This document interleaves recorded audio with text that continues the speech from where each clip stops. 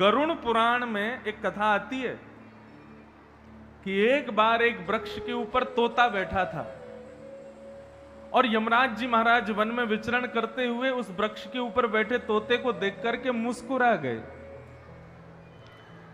अब यमराज मतलब नरक के स्वामी, मृत्यु के देवता। अब मृत्यु का देवता किसी को देख करके मुस्कुरा जाए तो सामने वाला चिंता में आ जाएगा कि ये मुस्कुराया क्यों, कहीं इनके मन में कुछ चल तो नहीं रहा, कहीं ये मेरे प्राण लेने वाले तो नहीं है। तोता बेचारा बैठ करके ठंडी हवा ले रहा था, इतने में यमराज जी वहां से जा रहे थे। यमराज जी उसको देखने लगे, जैसे ही तोते ने यमराज जी को देखा तो यमराज जी मुस्कुरा गए। कई लोगों का मुस्कुराना भी अच्छा नहीं लगता। स्कूल में जब पढ़ते थे तो जो टीचर सबसे ज्यादा मारता है वो गुस्सा कम करता है, वो बच्चों को जिनको मारना होता है उनको देख के मुस्कुराता है, बोले अब कहां जाएगा बच के। ये एक तरीका है कई गुस्सा करने वाले लोगों का, वो गुस्सा जब आता तब मुस्कुराते हैं। कई घर के बुजुर्ग लोग भी ऐसे हैं, कई घर के बड़े लोग भी ऐसे हैं, हमको पता रहता है कि ये मुस्कुरा गए तो मतलब अब ये कुछ उठ पटांग, वो व्यंगात्मक हंसी होती है, वास्तविक हंसी नहीं होती। तो ऐसे ही व्यंग में हंस गए यमराज तोते को देख करके। अब तो जैसे यमराज मुस्कुराए तोते को तो परेशानी होने लगी, बोले कि ये मुझे देख के हंस क्यों रहे हैं, इनके मन में क्या चल रहा है।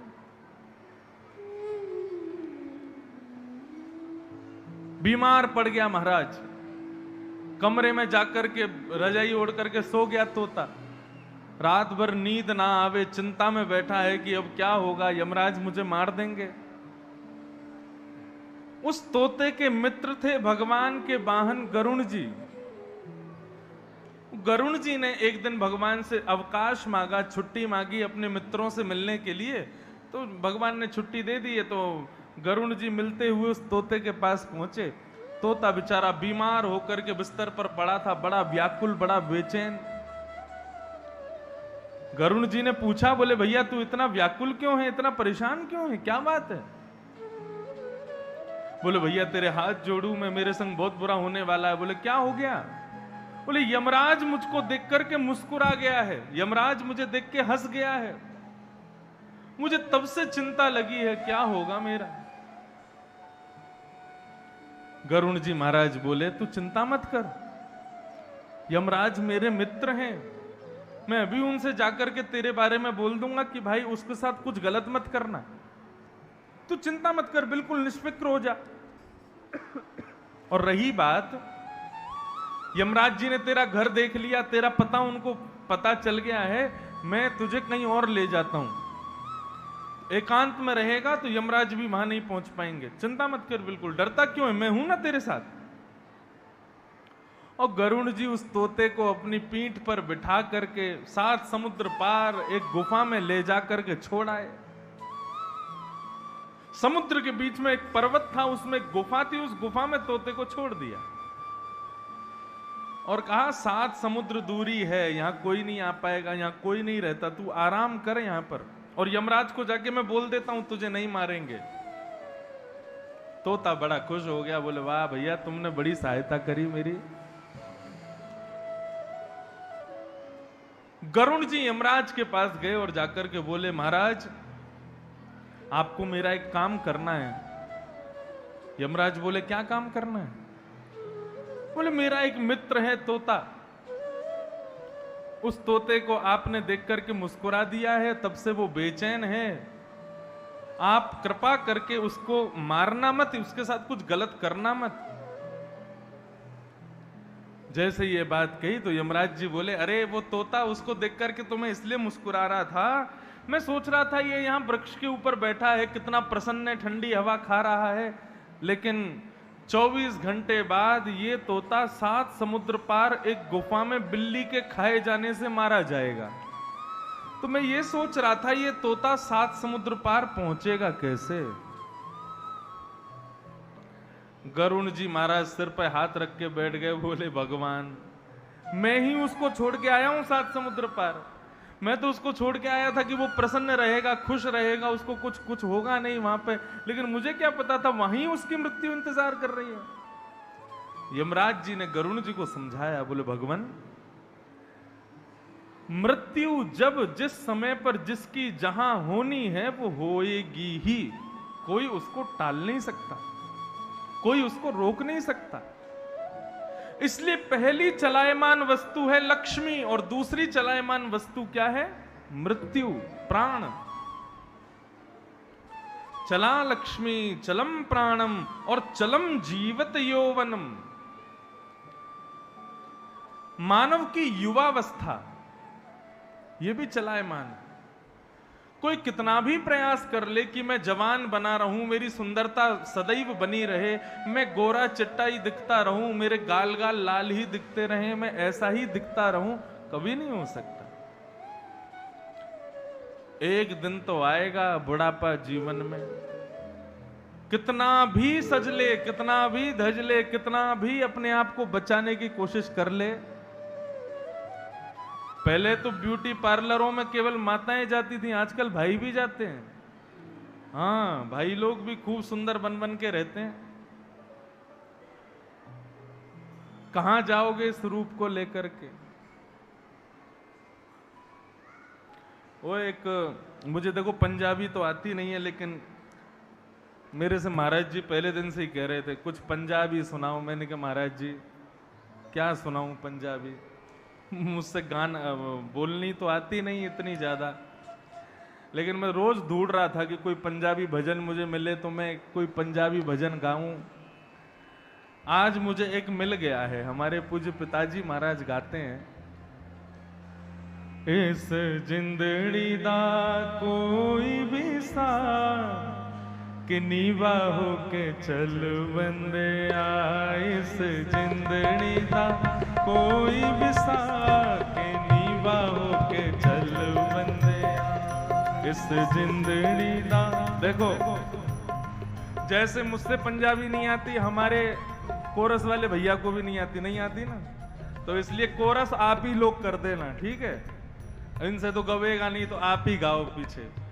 ओ इस जिंदड़ी दा कोई भी सा के नीवा होके चल बंदिया, इस जिंदड़ी दा कोई भी सा के नीवा होके चल बंदिया, ओ इस जिंदड़ी दा कोई भी सा के नीवा होके चल बंदिया, इस जिंदड़ी दा कोई भी सा के नीवा होके चल बंदिया, ओ सदा निबियां नू मिल रब मिलदा के नीवा होके चल बंदिया, सदा निबियां नू रब मिलदा के नीवा होके चल इस बंदिया। भाव को गाने का एक ही मतलब है, लोग अपने रूप को संवारने में, शरीर को संवारने में, गढ़ घाड़ी संवारने में और खूब बड़े बड़े आदमी बनने में लगे रहते हैं,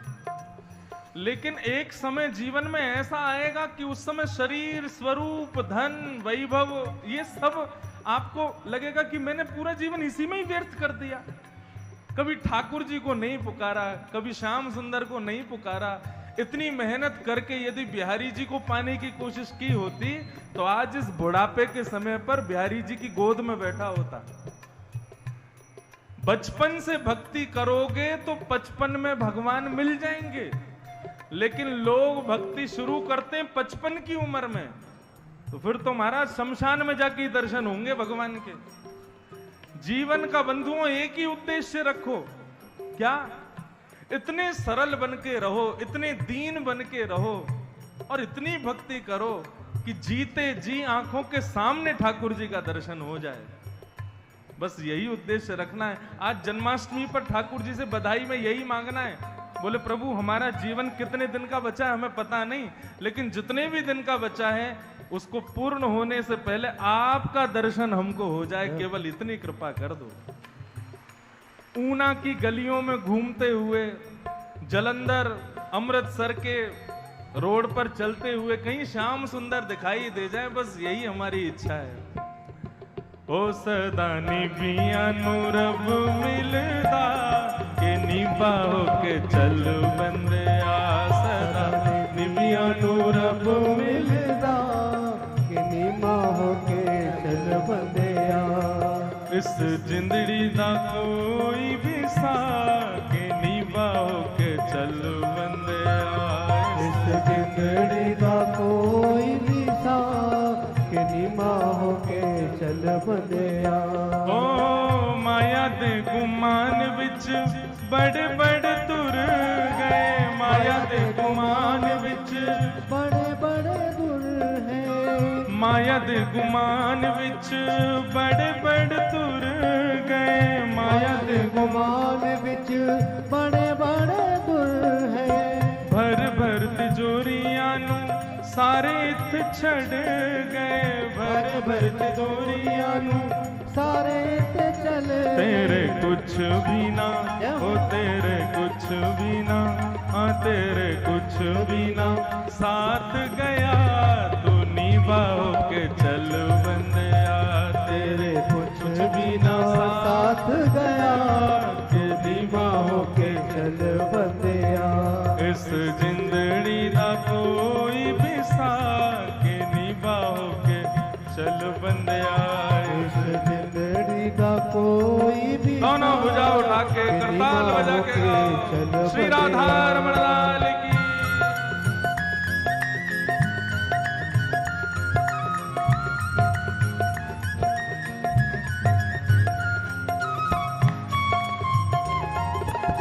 बोल नंद के लाला की जय हो।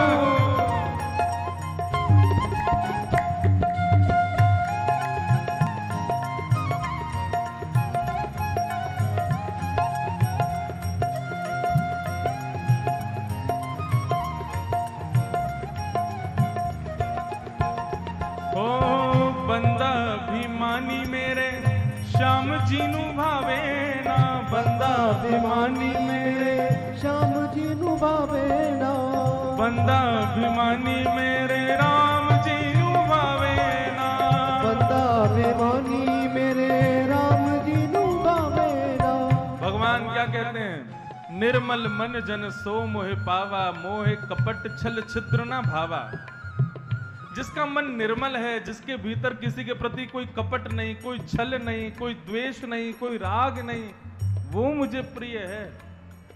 अभिमानी व्यक्ति से सदा दूरी बना करके रखता हूं मैं। इसलिए बंधुओं, आपको एक बात बताएं, मैं एक भक्त हूं, मैं भगवान की बहुत भक्ति करता हूं, ये मानना भी एक अभिमान है। सदा ये मानो नहीं हमने तो कुछ किया ही नहीं, हमसे कुछ होता ही नहीं है, सदा झुक करके रहो।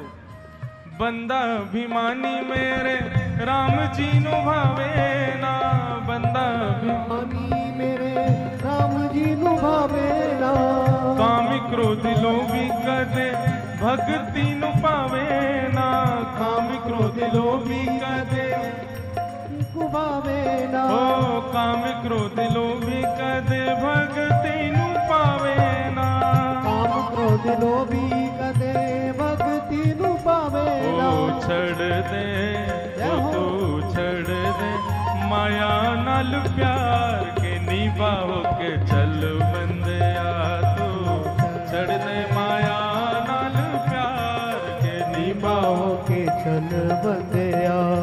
इस जिंदड़ी दा कोई भी सा के निभाओ के चल बंदिया, इस जिंदड़ी दा कोई भी सा के निभाओ के चल बंदिया। ओ इस जिंदड़ी दा कोई भी सा के निभाओ के चल बंदिया, इस जिंदड़ी दा कोई भी सा के निभाओ के चल बंदिया। ओ इस जिंदड़ी दा कोई भी सा के निभाओ के चल बंदिया, इस जिंदड़ी दा कोई भी सा के निभाओ के चल बंदिया। ओ इस जिंदड़ी दा कोई भी सा के निभाओ के चल बंदिया, इस जिंदड़ी दा कोई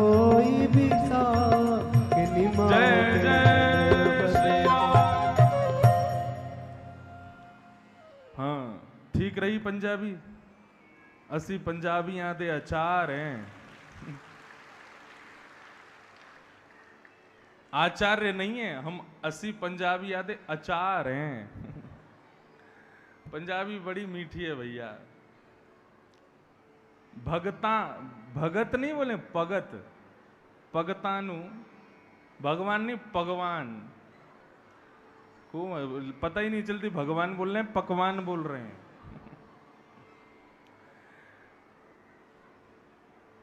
तो कहने का अभिप्राय, कोई धन को बचाने में लगा है, कोई अपनी युवावस्था को बचाने में लगा है, कोई अपने स्वरूप को बचाने में लगा है। इनको बचाने में मत व्यर्थ करो जीवन। सौंदर्य आपको ठाकुर जी ने दिया, धन वैभव संपत्ति सब ठाकुर जी ने दी है। जिसने दी है उसका प्रयोग उसी के लिए करो।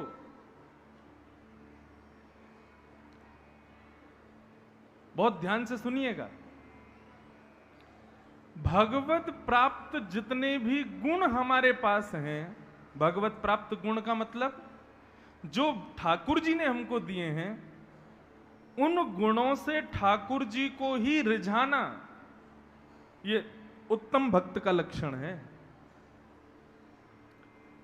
मुझे कंठ दिया भगवान ने, गला दिया, मैंने संगीत कहीं सीखा नहीं, लेकिन यदि मैं इस गले से संसार को प्रसन्न करने की कोशिश करूं, यदि मैं इस गले से सबको आनंद दिलाने की कोशिश करूं, तो ये गला मिलना मेरा व्यर्थ हो जाएगा। ठाकुर जी बोलेंगे मैंने इतनी मेहनत से सुंदर गला दिया और ये संसार के लोभी कामी लोगों को रिझाने में लगा है।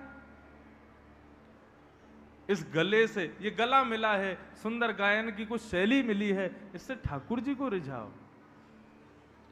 ठाकुर जी किसी किसी को पाक में बहुत अच्छा बनाते हैं, किसी को भोजन बनाना बहुत अच्छा आता है, सीखता नहीं है कहीं। कई लोगों के हाथ में ही स्वाद होता है, वो जो बनाते हैं बढ़िया ही बनाते हैं, लेकिन यदि वो संसार के लोगों को रिझाने के लिए बनाते हैं तो ठाकुर जी सोचते होंगे कि मैंने इतनी बढ़िया इसको कला दी है, सबको रिझाता है, देखो आज मैंने पकौड़ी बनाई, आज कचौड़ी, आप खा के बताओ। नहीं, जो कुछ भी बनाओ अपने ठाकुर जी को पवाओ।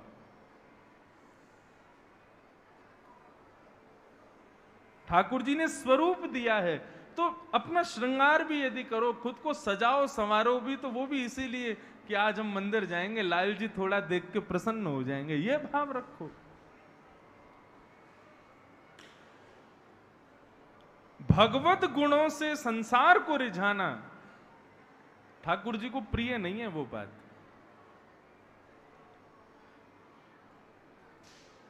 एक बार भैरवी, एक कथा है बड़ी सुंदर। अष्ट सखाओं में एक सखा हुए, उनका नाम है कृष्णदास। तो कृष्णदास जी का ऐसा भाव था, वो जो कोई भी अच्छी वस्तु देखते थे, अच्छी वस्तु देखते ही उनके मन में भाव आता था कि ये मेरे ठाकुर जी को मिलनी चाहिए, ये मेरी ठाकुर जी की सेवा में जानी चाहिए।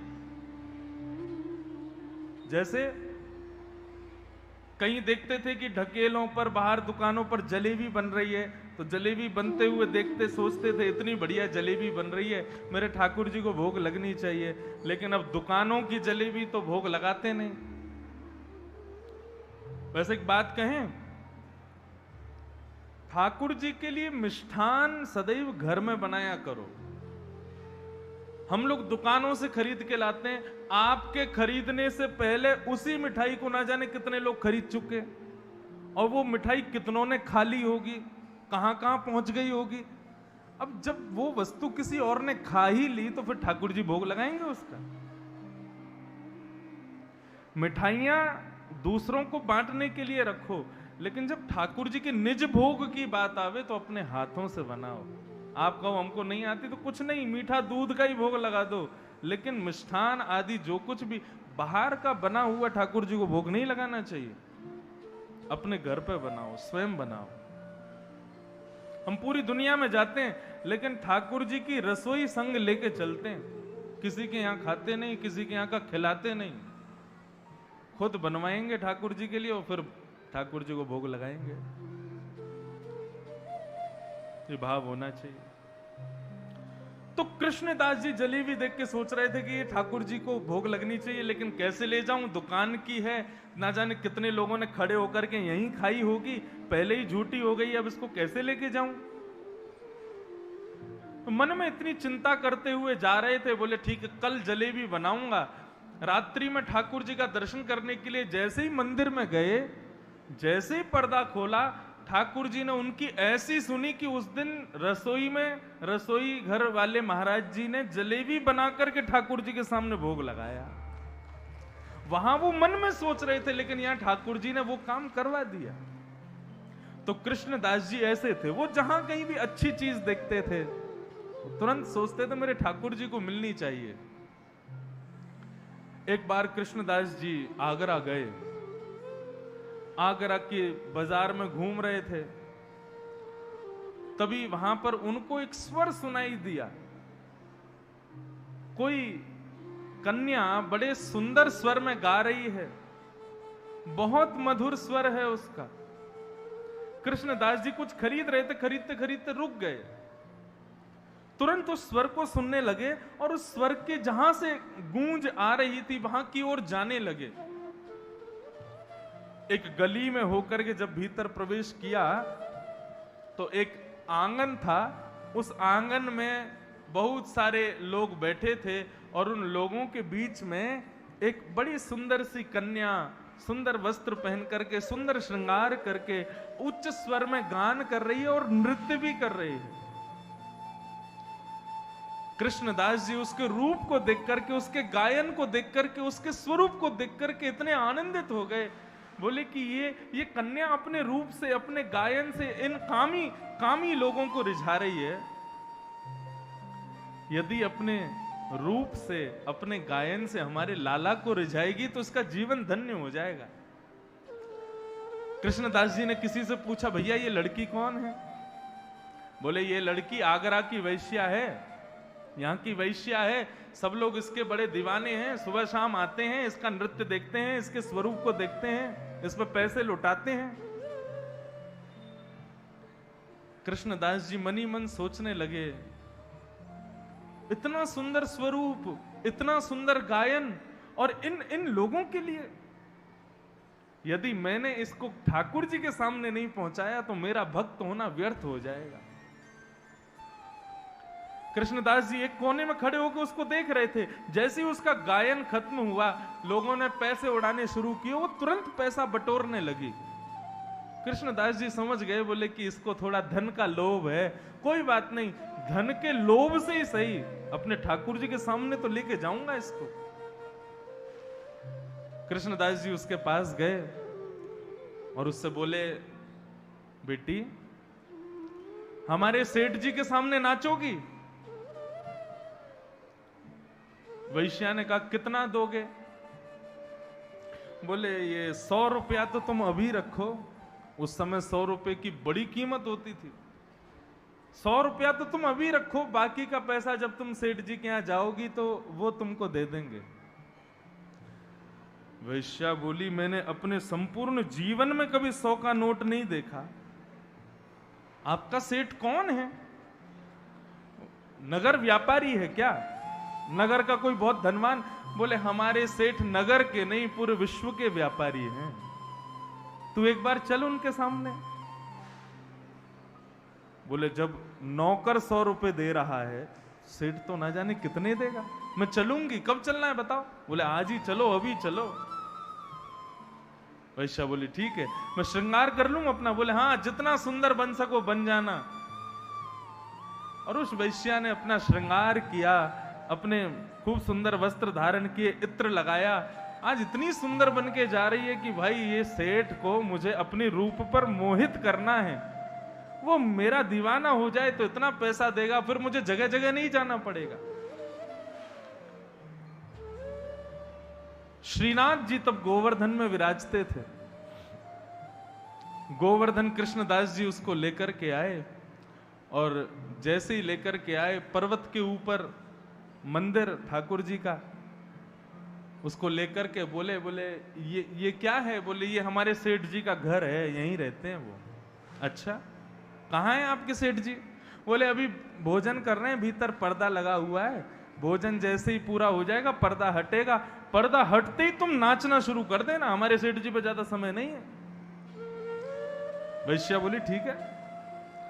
बार बार दर्पण निकाल करके अपने बालों को संवारे, कभी अपने कंठ को ठीक करे, कभी गायन कर करके देखे कि मेरा स्वर ठीक आ रहा है कि नहीं। आज इस सेठ को अपना दीवाना बनाना है मुझे। कृष्णदास जी दूर जाकर के खड़े हो गए, उसको देख रहे हैं, बोले कि आज इसके ऊपर बहुत बड़ी कृपा होने वाली है। और जैसे ही पर्दा हटा है, पर्दा हटते ही सामने उर्द बाहु, एक भुजा ऊपर दूसरी भुजा कमर पर, नीचे नेत्र हैं, ठाकुर जी का त्रिभंग लली स्वाम स्वरूप जैसे ही उसके सामने दिखाई दिया है। वैश्या दूर खड़े खड़े ठाकुर जी को बहुत देर तक निहारती रही, और निहारते निहारते उसके नेत्र सजल हो गए, उसका पूरा शरीर कंपायमान हो गया।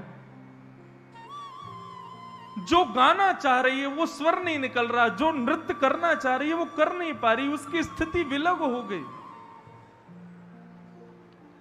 कृष्णदास जी की ओर देखने लगी, बोले आपने तो कहा था कोई सेठ है, परंतु ये तो साक्षात मेरे गोपाल जी हैं। कृष्णदास जी बोले इनसे बड़ा कोई सेठ नहीं है।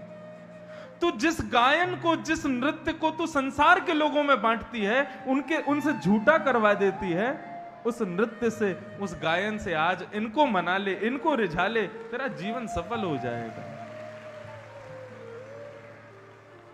वैश्या ने ऐसा नृत्य किया, ऐसा नृत्य किया, नृत्य करते करते करते करते करते वैश्या ने मन में विचार किया कि मेरा शरीर अब झूठा हो चुका है, संसार के लोगों ने इसका बहुत शोषण किया है, मेरा ये सुंदर स्वरूप ठाकुर जी आपके लायक नहीं है, क्योंकि संसार के लोगों ने इसका खूब उपभोग किया है। मैं शरीर से आपको नहीं पा सकती, मेरे पास शुद्ध नाम की यदि कोई चीज है तो केवल और केवल मेरी आत्मा है। हे नाथ, स्वीकार कर लो। जैसे ये भाव कहा है, नृत्य करते करते करते करते श्रीनाथ जी के आंगन में उस वैश्या ने प्राण त्याग दिए और आत्म स्वरूप से ठाकुर जी में विलीन हो गए। बोलो भक्त वत्सल भगवान की जय। तब कृष्णदास जी एक पद गाते हैं, मुझे बहुत प्रिय है। आज जन्माष्टमी का अवसर है, आप लोग भी इस पद को गाओ। मेरो मन गिरधर छवि पे अटक्यो, मेरो मन गिरधर छवि पे अटक्यो, मेरो मन गिरधर छवि पे अटक्यो, मेरो मन गिरधर छवि पे अटक्यो। ललित त्रिभंगी चाल पे चल के, ललित त्रिभंगी चाल पे चल के, ललित त्रिभंगी चाल पे चल के, ललित त्रिभंगी चाल पे चल के, चिबुक चारु गढ़ ठट क्यों, चिबुक चारु गढ़ ठट क्यों। कृष्णदास जी कह रहे हैं, बोले हे लाला तुम्हारा अंग कैसा है? बोले ललित त्रिभंगी। त्रिभंगी का मतलब तीन जगह से जो टेढ़ा है उसको कहते हैं त्रिभंगी। ठाकुर जी की तीन अंग कौन कौन से टेढ़े हैं बताओ? पहला अंग दोनों चरण, दूसरा अंग थोड़ी सी कमर, पहले तो चरण टेढ़े फिर कमर टेढ़ी, और तीसरा मुखमंडल भी टेढ़ा। मोर मुकुट धारण करते हैं वो भी टेढ़ा, और उसमें फिर मुख भी टेढ़ा ही है ठाकुर जी का, इसलिए उनको कहते हैं त्रिभंग लली, त्रिभंग स्वरूप है। कृष्णदास जी कहते हैं आपका अंग त्रिभंग क्यों है? बोले क्योंकि सीधी वस्तु यदि कहीं प्रवेश करे तो तुरंत बाहर आ जाएगी, लेकिन टेढ़ी मेढ़ी वस्तु यदि कहीं एक बार प्रवेश कर जाए तो फिर बाहर निकल नहीं पाती है। हे नाथ, आप त्रिभंग इसलिए हो कि हमारे चित्त में प्रवेश या तो करोगे नहीं, या तो टेढ़ी चीज कहीं प्रवेश करेगी नहीं, लेकिन एक बार कर गई तो फिर वहां से निकलेगी नहीं। या तो आप चित्त में आते नहीं हो, लेकिन एक बार यदि आ जाते हो तो नाथ आप निकलते भी कभी नहीं हो। मेरो मन गिरधर छवि पे अटक्यो, मेरो मन गिरधर छवि। बोल बाल कृष्ण लाल की जय हो।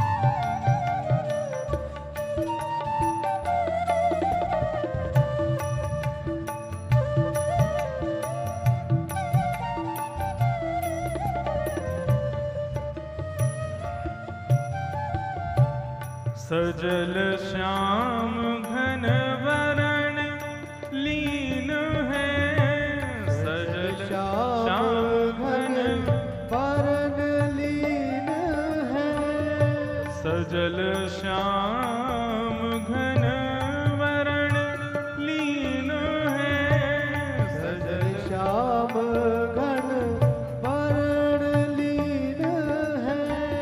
फिर चित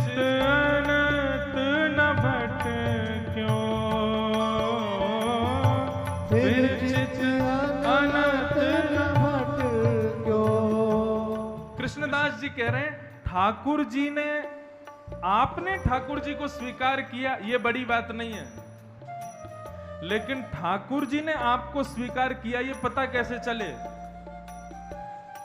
बोले ठाकुर जी जिसको स्वीकार करते हैं फिर उसका मन ठाकुर जी के अलावा किसी और वस्तु में लगता ही नहीं है। सजल श्याम घन वरण लीन है, फिर चित अनत न भटक्यो। जिसको ठाकुर जी एक बार अपना लेते हैं फिर उसका मन कहीं और लगता ही नहीं है। मीराबाई कहती है बाला मैं बैरागन होंगी, जा भेषा मारो सांवरो रीझे, मैं तो सोही वेश धरूंगी।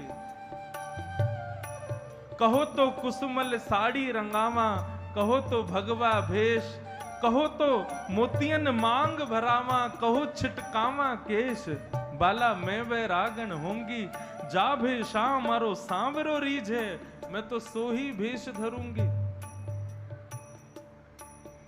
आप सब लोग पैंट शर्ट पहन करके, सलवार सूट पहन करके बिहारी जी का दर्शन करने जाओ, नहीं देखेंगे बिहारी जी। लेकिन जैसे ही उन सब के बीच में कोई धोती पहन करके, कोई बगलबंदी पहन करके, कोई बढ़िया चंदन लगा करके, वैष्णव भक्त वेशभूषा में यदि कोई बिहारी जी के सामने जाता है तो उन हजारों में बिहारी जी की नजर भी उसी को ही दिखती है। बोले हाँ कोई मेरा आया है, कोई मुझे रिझाने आया है। सजल श्याम घन वरण लीन है, फिर चित अनत न भटक्यो। एक बार ठाकुर जी ने किसी को अपना लिया तो उसका चित्त दूसरी चीजों में लगेगा ही नहीं। यही इस बात का प्रमाण है कि ठाकुर जी ने स्वीकार किया है। कृष्ण दास किए प्राण न्युछावर, कृष्ण दास किए प्राण न्युछावर, कृष्ण दास किए प्राण न्युछावर, कृष्ण दास किए प्राण न्युछावर। यह तन जग सरपट क्यों, यह तन जग सरपट क्यों, यह तन जग सरपट क्यों, यह तन जग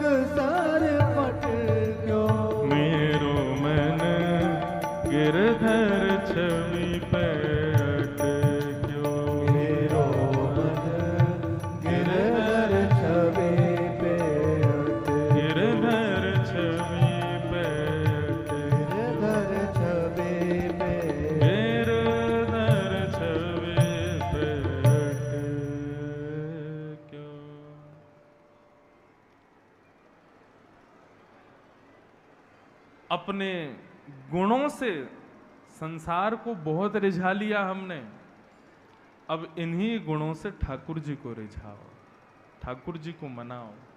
वही असली जन्माष्टमी है।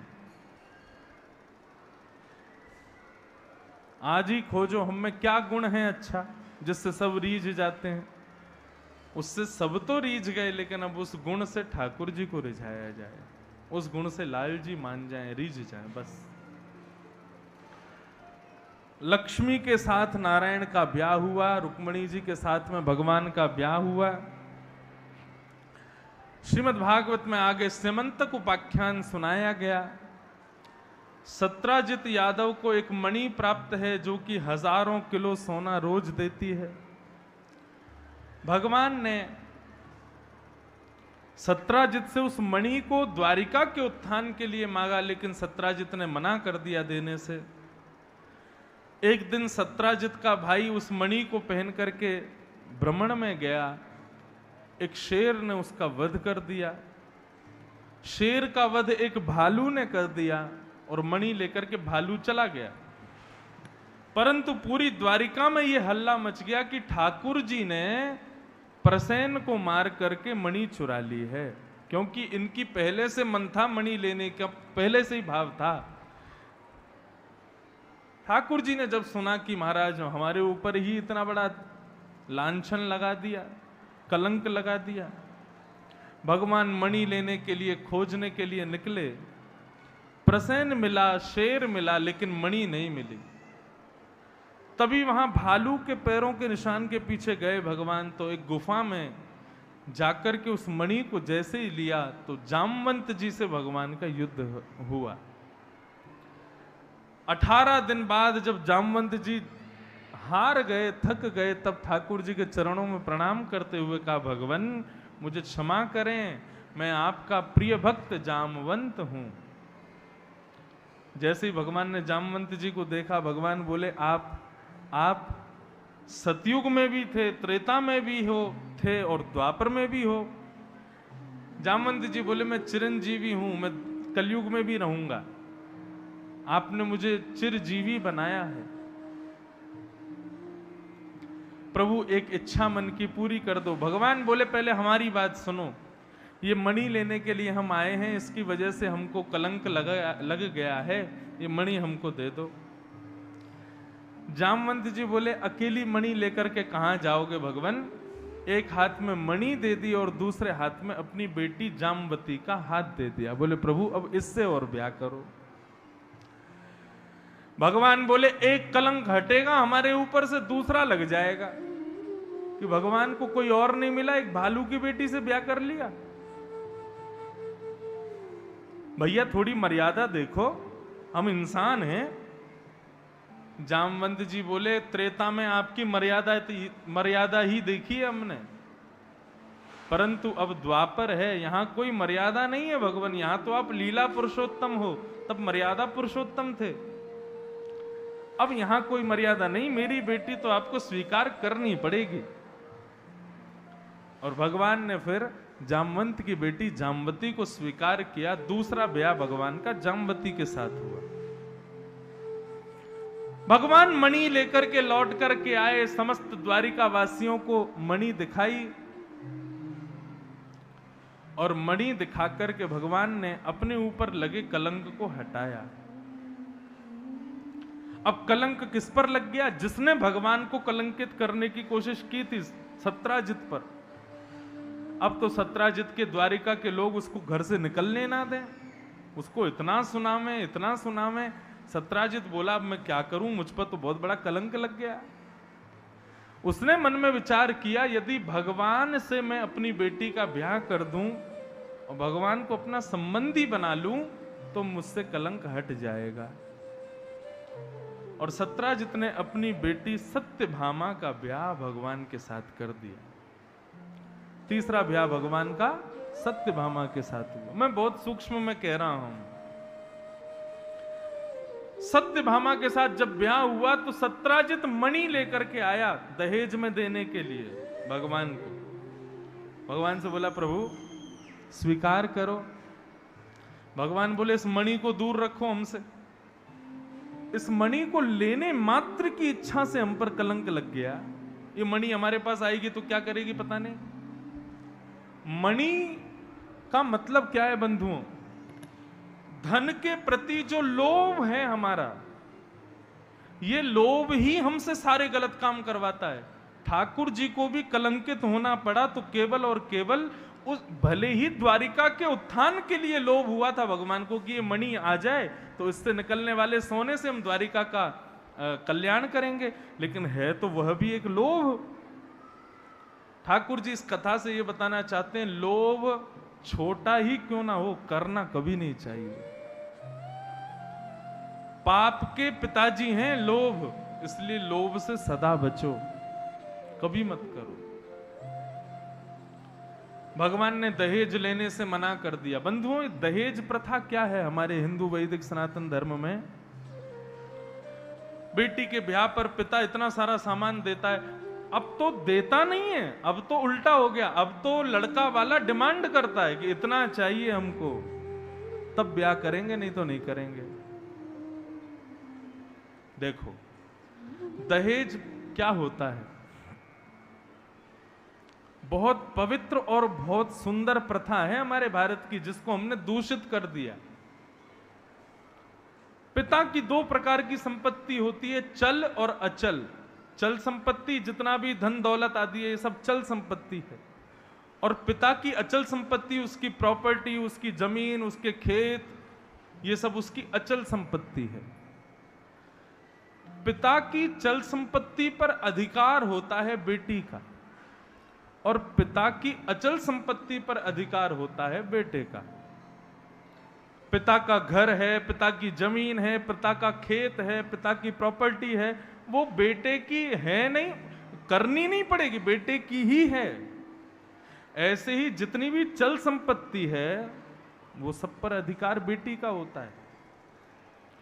लेकिन अधिकार की बात नहीं है, पिता की खुद की इच्छा की बात है कि वो अपने बेटे को, अपनी बेटी को कितना देना चाहता है। ये पिता के ऊपर निर्भर करता है। ना तो बेटी कह सकती है कि पिता मुझे इतना दे, ना बेटा कह सकता है कि पिताजी सारी जमीन मेरे नाम करो। वो पिता की स्वेच्छा है, वो किसको देना चाहते हैं। यदि बेटा और बेटी ने स्वेच्छा करके कोई वस्तु मांगी तो वो वस्तु जीवन पर्यंत के लिए संपूर्ण परिवार की बुद्धि को भ्रष्ट कर देगी। बेटी का जब ब्याह होता है, अब उसको फ्रिज देना ही है, गाड़ी देनी है, मोटरसाइकिल देनी है, इतने पैसे देने हैं, ये करना, वो सब पिता की इच्छा है कि वो क्या देना चाहता है। लेकिन गड़बड़ी कहां हो गई कि बेटे वाले डिमांड करते हैं। हमारे बेटा ने इंजीनियरिंग की है, हमारा बेटा जो है चार्टर्ड अकाउंटेंट है, हमारा बेटा डॉक्टर बन गया है, इतना तो लगाना ही पड़ेगा पैसा आपको ब्याह में, इतना तो देना ही पड़ेगा। कई बार ऐसे केस भी सुनने में मिलते हैं कि बीच फेरे में ही शादी रुक गई। क्यों? बोले बेटा कह रहा था मुझको गाड़ी नहीं दे रहे हैं। गाड़ी लाके खड़ी करो तब